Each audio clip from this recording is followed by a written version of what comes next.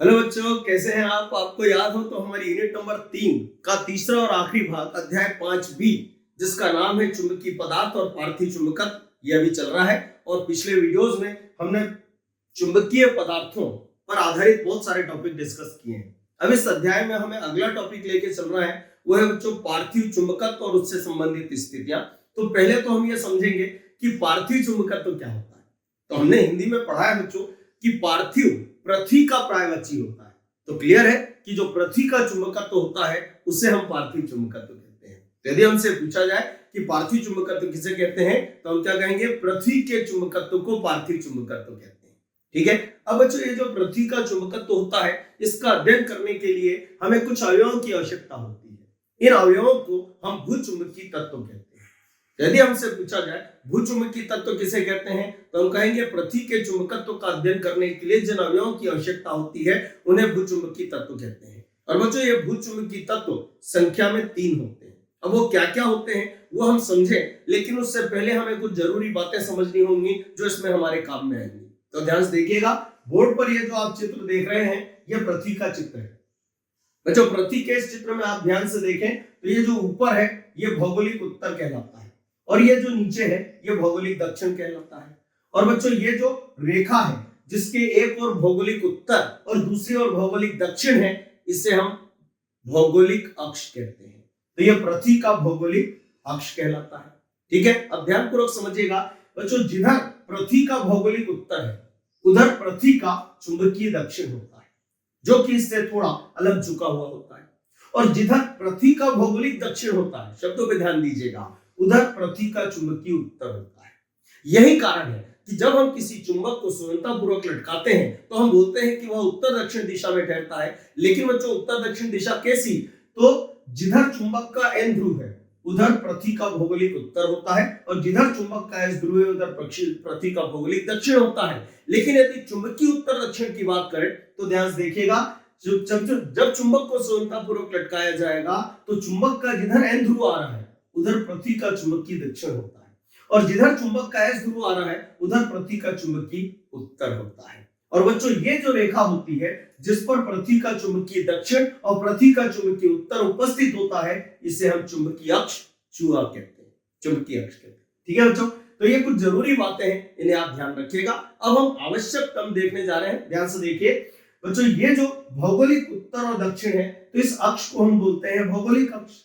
अब ये जो भौगोलिक अक्ष है बच्चों, यदि हम इसके दोनों तरफ से पृथ्वी को काटें तो हमें एक ऐसा ऊर्ध्वाधर तल प्राप्त होगा जो इस भौगोलिक अक्ष से होकर गुजरेगा।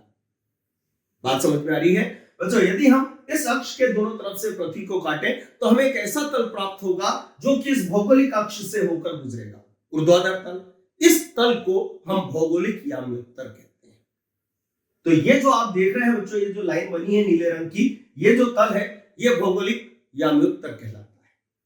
तो अब यदि हमसे पूछा जाए भौगोलिक यामी उत्तर किसे कहते हैं, तो हम क्या कहेंगे कि वह ऊर्ध्वाधर तल जो पृथ्वी के भौगोलिक अक्ष से होकर गुजरता है उसे हम भौगोलिक यामी उत्तर कहते हैं। अरे तो जब ऐसा है कि जो भौगोलिक अक्ष से गुजरेगा उस ऊर्ध्वाधर तल को हम भौगोलिक यामी उत्तर कहेंगे, तो बच्चों यदि हम इस चुंबकीय अक्ष के दोनों तरफ से पृथ्वी को काटें तो भी हमें एक ऐसा ऊर्ध्वाधर तल प्राप्त होगा जो कि चुंबकीय अक्ष से होकर गुजरेगा। अरे तो फिर इसको तो हम चुंबकीय यामी उत्तर कहेंगे। तो डेफिनेट याद रखिएगा बच्चों कि वह ऊर्ध्वाधर तल जो पृथ्वी के चुंबकीय अक्ष से होकर गुजरता है उसे हम चुंबकीय यामी उत्तर कहते हैं। यदि इतनी बातें आपको क्लियर हो गई हो तो अब अपन भूचुंबकीय तत्वों की बात कर सकते हैं। तो अभी मैंने आपसे कहा था कि पृथ्वी के चुंबकत्व का अध्ययन करने के लिए हमें जिन अवयवों की आवश्यकता होती है उन्हें हम भूचुंबकीय तत्व कहते हैं। अब हम देखने जा रहे हैं बच्चों कि वो भूचुंबकीय तत्व क्या होते हैं। ठीक है। और उन भूचुंबकीय तत्वों को एक चित्र में दर्शाने के लिए हम अलग से एक चित्र का उपयोग करते हैं जो यहाँ साइड में बनाया गया है। इसकी बात अपन बाद में करेंगे, पहले समझे पहला भूचुंबकीय तत्व क्या होता है। तो बच्चों, पहला जो भूचुंबकीय तत्व होता है उसे हम दिक्पात कोण कहते हैं। उसे हम दिक्पात कोण कहते हैं और उसे प्रायः थीटा या फाई अल्फा से प्रदर्शित करते हैं।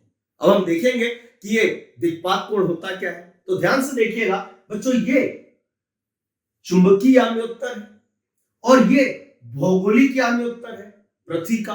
ठीक है बच्चों, आप ध्यान से देखें तो इन दोनों के बीच दो कोण बन रहे हैं।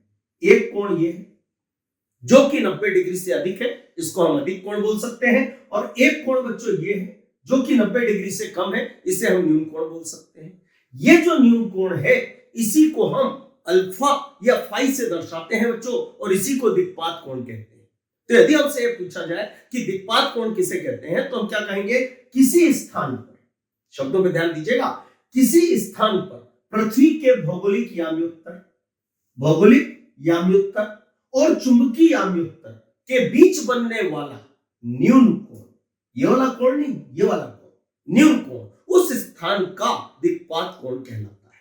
और ये इसे हम प्रायः फाई या फिर अल्फा से प्रदर्शित करते हैं, और इसे बोलते हैं बच्चों दिक्पात कोण। तो परिभाषा एक बार हम फिर बोले तो क्या बोलेंगे, किसी स्थान पर पृथ्वी के भौगोलिक याम्योत्तर और चुंबकीय याम्योत्तर के बीच बनने वाला न्यून कोण उस स्थान का दिक्पात कोण कहलाता है। और बच्चों उस दिक्पात कोण को हम फाई या फिर अल्फा से प्रदर्शित करते हैं।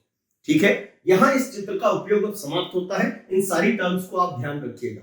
ठीक है बच्चों, अब देखें उस चित्र की बारी आती है, उसको समझते हैं हम, उसमें क्या क्या है, ध्यानपूर्वक समझिएगा बच्चों। इसमें ये जो आप देख रहे हैं, ये जो लाल कलर की जो लाइन है, ये पृथ्वी का चुंबकीय अक्ष है, चुंबकीय अक्ष। और ये जो काले कलर की आप लाइन देख रहे हैं, ये पृथ्वी का भौगोलिक अक्ष है, भौगोलिक अक्ष। अब बच्चों ध्यान से देखिएगा, ये जो भौगोलिक अक्ष है, इससे होकर गुजरने वाला यहाँ जो ऊर्ध्वाधर तल है, उसको हमने काली रेखा से दर्शा रखा है बच्चों। इस तल को हमने नाम दिया है OA', और इस तल को हम भौगोलिक याम्योत्तर कहते हैं। और ये जो लाल रंग की लाइन आपको दिखाई दे रही है, पृथ्वी का चुंबकीय अक्ष है, और चुंबकीय अक्ष जो है बच्चों, इससे होकर गुजरने वाला ये जो ऊर्ध्वाधर तल है, इसको हमने चित्र में लाल रंग से दर्शाया है, और इसको नाम दिया है OABC। बच्चों ये जो तल है, इसे चुंबकीय याम्योत्तर कहते हैं। ठीक है, और आप देखें इस तल और इस तल के बीच का ये कोण है, जिसको हम अल्फा या फाई से दर्शाते हैं, जिसे हम दिक्पात कोण कहते हैं। अब बच्चों ध्यानपूर्वक समझिएगा, दूसरा जो भूचुंबकीय तत्व होता है, उसे हम बोलते हैं नमन कोण या नति कोण। नमन कोण या नति कोण, तो समझेंगे ये क्या होता है। तो बच्चों हमने समझा है, पता है हमें कि जब भी किसी चुंबक को स्वतंत्रपूर्वक लटकाया जाता है, तो वह सदैव उत्तर दक्षिण दिशा में ठहरता है। माना कि वह सदैव उत्तर दक्षिण दिशा में ठहरेगा, ये ठहर रहा है। ये हमने एक चुंबकीय सुई ली बच्चों, इसको स्वतंत्रपूर्वक हमने लटकाया है, जो कि चुंबकीय याम्योत्तर में। अब जब ये चुंबकीय याम्योत्तर में होती है, तो जैसे हमने किसी चुंबक को स्वतंत्रपूर्वक लटकाया और वो चुंबकीय याम्योत्तर में है, तो माना कि वह उत्तर दक्षिण दिशा में ठहरेगा, पर बिल्कुल स्ट्रेट नहीं होगा, मतलब क्षैतिज नहीं होगा, बल्कि वो कुछ कोण पर झुका होता है। बच्चों ये जिस दिशा में झुका होता है, ये चुंबक का अक्ष है, और ये जो अक्ष है, ये किधर संरेखित होता है, जिधर पृथ्वी के चुंबकीय क्षेत्र की परिणामी तीव्रता होती है। ठीक है बच्चों, तो इसका मतलब क्या निकला कि जब भी किसी चुंबक को चुंबकीय याम्योत्तर में स्वतंत्रपूर्वक लटकाया जाता है, तो वह क्षैतिज से कुछ कोण पर झुका होता है। बच्चों ये जो कोण होता है, ये चुंबकीय क्षेत्र की परिणामी तीव्रता है, और ये जो कोण बन रहा है थीटा, इसी को हम नमन कोण या नति कोण कहते हैं। जरा आप ध्यान से देखिएगा कि ये नमन कोण या नति कोण कौन बना रहा है, तो पृथ्वी के चुंबकीय क्षेत्र की परिणामी तीव्रता बना रही है। और किससे बना रही है, तो इस क्षैतिज तल से बना रही है। तो यदि हमसे पूछा जाए कि नमन कोण या नति कोण किसे कहते हैं, तो हम क्या कहेंगे कि किसी स्थान पर पृथ्वी के चुंबकीय क्षेत्र की परिणामी तीव्रता, शब्दों में ध्यान दीजिएगा, किसी स्थान पर पृथ्वी के चुंबकीय क्षेत्र की परिणामी तीव्रता क्षैतिज से जो कोण बनाती है, क्षैतिज से जो कोण बनाती है, उसे उस स्थान का नमन कोण या नति कोण कहते हैं। ठीक है बच्चों, अब तीसरा और आखिरी भूचुंबकीय तत्व जो होता है, उसे कहते हैं हम पृथ्वी के चुंबकीय क्षेत्र की क्षैतिज तीव्रता। अब ये पृथ्वी के चुंबकीय क्षेत्र की क्षैतिज तीव्रता क्या होती है, तो बच्चों कभी हमने 11th में पढ़ा है कि जब भी कोई सदिश किसी दिशा से कोण बनाए, तो हमें उसके दो घटक प्राप्त होते हैं, एक को क्षैतिज घटक बोलते हैं और एक को ऊर्ध्वाधर घटक बोलते हैं। बच्चों ध्यान से देखिएगा कि ये जो आई है, जो पृथ्वी के चुंबकीय क्षेत्र की परिणामी तीव्रता है बच्चों, ये क्षैतिज से थीटा कोण बना रही है। तो क्लियर है कि हमें इस आई के दो घटक प्राप्त होंगे, एक क्षैतिज घटक और एक ऊर्ध्वाधर घटक। बच्चों क्षैतिज घटक सॉरी के क्षैतिज दिशा में होगा, मतलब इधर होगा, उसे हम H से दर्शाते हैं, और इसे ही पृथ्वी के चुंबकीय क्षेत्र की क्षैतिज तीव्रता कहते हैं। तो यदि हमसे पूछा जाए कि पृथ्वी के चुंबकीय क्षेत्र की क्षैतिज तीव्रता किसे कहते हैं, तो हम क्या कहेंगे, किसी स्थान पर पृथ्वी के चुंबकीय क्षेत्र का क्षैतिज घटक, किसी स्थान पर पृथ्वी के चुंबकीय क्षेत्र का क्षैतिज घटक, उस स्थान पर पृथ्वी के चुंबकीय क्षेत्र की क्षैतिज तीव्रता कहलाता है और उसे बच्चों कैपिटल H से दर्शाते हैं। और ये 3 भूचुंबकीय तत्व होते हैं। तो मुझे उम्मीद है आपके समझ में आए होंगे और ये तीनों भूचुंबकीय तत्व बच्चों इस चित्र में प्रदर्शित है। तो जब भी परीक्षा में भूचुंबकीय तत्वों के विषय में पूछा जाए तो आप इस चित्र को बनाकर उनको चित्र में दर्शा सकते हैं। और परीक्षा में क्वेश्चन ये आएगा कि भूचुंबकीय तत्व किसे कहते हैं, इनके अर्थ स्पष्ट कीजिए। ठीक है बच्चों, तो आज इस वीडियो में हम इतना ही रखते हैं। अगला टॉपिक हम अगले वीडियो में डिस्कस करेंगे।